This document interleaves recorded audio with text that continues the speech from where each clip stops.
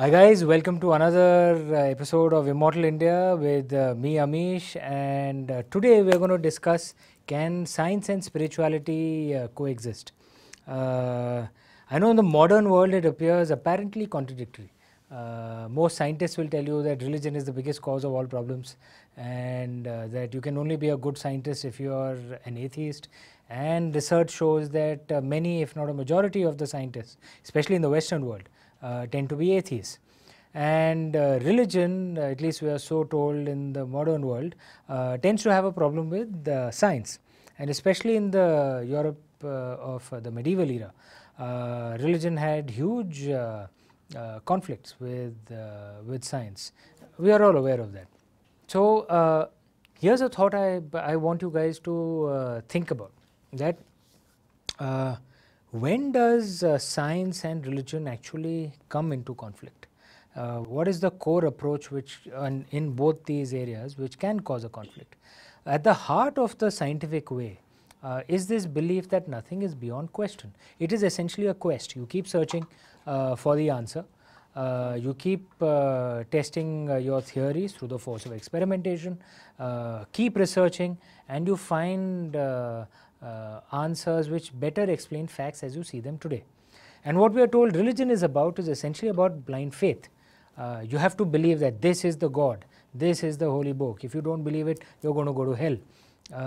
And this obviously creates a conflict because blind faith means that you cannot allow questioning at all.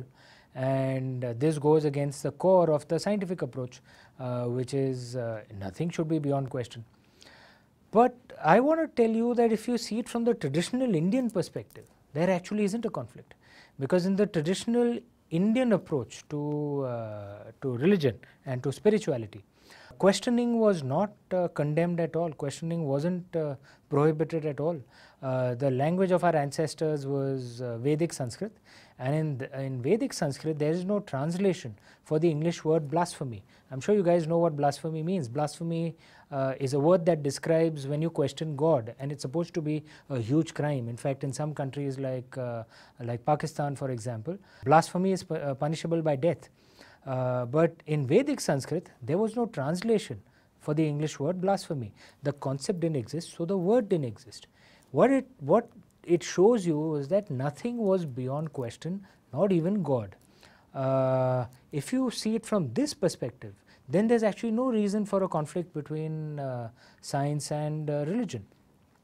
If you are a seeker rather than a blind follower, then why should science cause a problem for you if you are a religious person?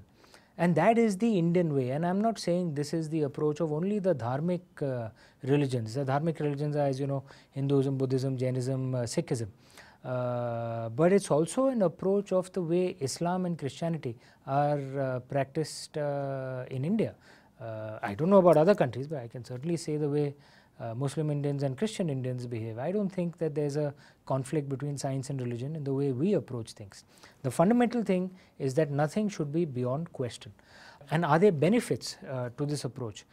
Yes, certainly. If you are a religious person for whom nothing is beyond question, not even your God, then you can actually improve your knowledge and lead a life which is not just in pursuit of the spiritual, but it also helps you lead a better life in the world of the material.